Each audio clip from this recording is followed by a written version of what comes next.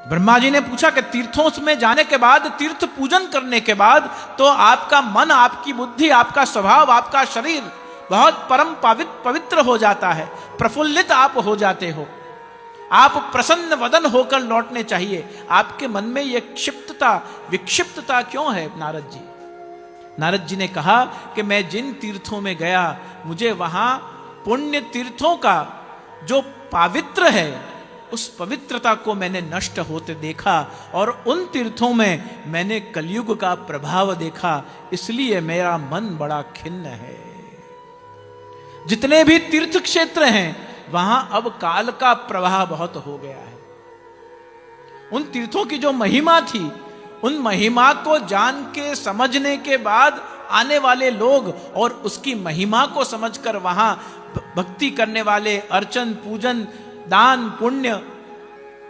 ये सब करने वाले, प्रकृति का पूजन करने वाले जो लोग हैं, धीमे धीमे वो पीढ़ी समाप्त हो गई। नारद जी को उस समय में ऐसा लगने लगा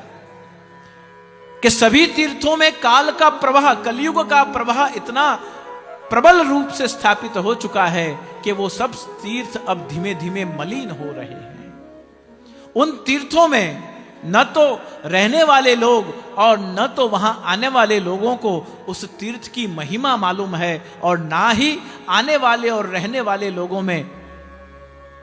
उस प्रकार के आचार विचार और मन बुद्धि के विहार, आहार विहार का कोई भी पवित्रता का ज्ञान है।